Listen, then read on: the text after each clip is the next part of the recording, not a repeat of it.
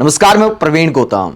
दोस्तों, वीडियो में बात करेंगे कि राहुल गांधी पर सवाल उठाने वाले और चुनाव आयोग का समर्थन करने वाले 272 माननीयों को कांग्रेस ने क्या जवाब दिया है। 272 हस्तियों ने, जिनमें जज शामिल हैं, ब्यूरोक्रेट्स शामिल हैं, रिटायर्ड सैन्य अधिकारी शामिल हैं, राहुल गांधी के नाम एक लेटर लिखा है। राहुल गांधी को लिखे लेटर में साफ कहा है कि आप चुनाव आयोग पर बट्टा लगा रहे हो, बदनाम कर रहे हो, आप बदनाम करके भाग रहे हो, पुख्ता प्रमाण नहीं देते हो। इस तरह आलोचना की है राहुल गांधी की और चुनाव आयोग का खुलकर समर्थन किया है। लेकिन सवाल यह उठता है कि देश की इन लोगों को इतनी चिंता है, क्या सिर्फ चुनाव आयोग की चिंता होनी चाहिए? पीएम मोदी तमाम चुनाव प्रचार में जिस तरह की भाषा का इस्तेमाल करते हैं, कानून के इन जानकारों को, जिसमें जज शामिल हैं, जिसमें वकील भी होंगे, जिसमें ब्यूरोक्रेट शामिल हैं, तो पढ़े लिखे लोग हैं, क्या ये तब चिंतित नहीं होते जब देश के प्रधानमंत्री धर्म के नाम पर वोट मांगते हैं? ये तब चिंतित क्यों नहीं होते जब लोकसभा चुनाव में पीएम मोदी ने कैसी कैसी भाषा का इस्तेमाल किया? तो क्या तब इन्हें चिंता नहीं होनी चाहिए? बिहार चुनाव के दौरान जिस तरह 10-10 हजार रुपए महिलाओं के खाते में गए, तो ये क्या सब इनको दिखाई नहीं देता? और चुनाव आयोग इन सारे मामलों पर सोया रहता है। प्रधानमंत्री की भाषा को लेकर कभी कोई आपत्ति नहीं, जबकि साफ तौर पर धर्म के नाम पर वोट मांगना चुनाव आचार संहिता का उल्लंघन है।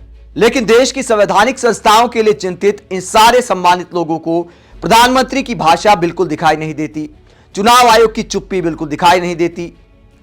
और अब राहुल गांधी पर आरोप लगा रहे कि आप भारत को कमजोर करने का काम कर रहे हो, चुनाव आयोग पर सवाल उठाकर। ऐसे में कांग्रेस से लंबा चौड़ा जवाब दिया है। सुप्रिया श्रीनेत ने इन 272 माननीयों को क्या जवाब दिया है, यह पोस्ट किया है लंबा चौड़ा। इसमें क्या कहा, उससे पहले जवाहर सरकार क्या कहते हैं?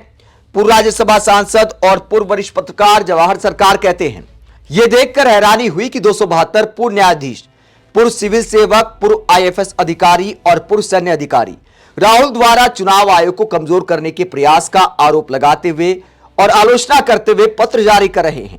क्या ये सभी चाटुकार या एचएचएच के कट्टर समर्थक हैं? इनमें से हर कोई ये शपथ ले कि सड़े गले चुनाव आयोग का बचाव करने के बदले उन्हें सरकार से कोई लाभ या सुविधा तो नहीं मिली है। तो जवाहर सरकार सवाल उठाते हैं कि क्या ये सरकार के लाभार्थी बनना चाहते हैं? क्या इसीलिए राहुल गांधी पर सवाल उठा रहे हैं? दोस्तों, सवाल चुनाव आयोग पर सिर्फ राहुल गांधी ने नहीं उठाए हैं, देश के कई वरिष्ठ पत्रकारों ने भी उठाए हैं। और सिर्फ सोशल मीडिया के पत्रकारों की बात नहीं है, कई टीवी के पत्रकारों ने भी सवाल उठाए हैं। राहुल गांधी से प्रेस कॉन्फ्रेंस में ऐसा कोई सवाल पत्रकारों ने नहीं पूछा जिसका जवाब राहुल गांधी के पास ना हो। साक्ष्य के साथ उन्होंने प्रेस कॉन्फ्रेंस की है।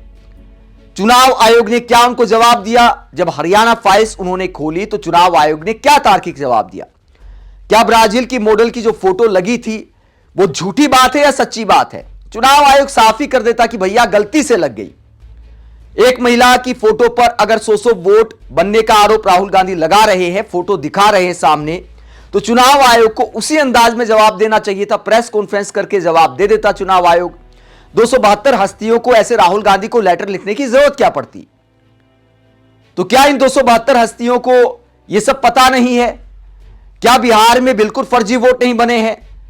सबके सामने है कि एक एक व्यक्ति के 2-2 एक्टिव अगर एपिक कार्ड है, पहचान पत्र है, तो चुनाव आयोग की कार्यप्रणाली पर सवाल क्यों नहीं उठते? सबूत सबके सामने है कि सामने सोशल मीडिया पर फोटो डाले जा रहे, बीजेपी समर्थक दिल्ली में भी वोट कर रहे हैं, जाकर बिहार में भी वोट कर रहे हैं, और ये माननीय सवाल उठा रहे हैं राहुल गांधी पर। ऐसे में कांग्रेस से क्या जवाब दिया है? सुप्रिया श्रीनेत ने लंबा चौड़ा जवाब दिया है इन 272 लोगों को। और क्या कहा सुना? कुछ लोगों ने चुनाव आयोग की धांधली का पर्दाफाश करने पर राहुल गांधी की निंदा की है। कौन है ये लोग?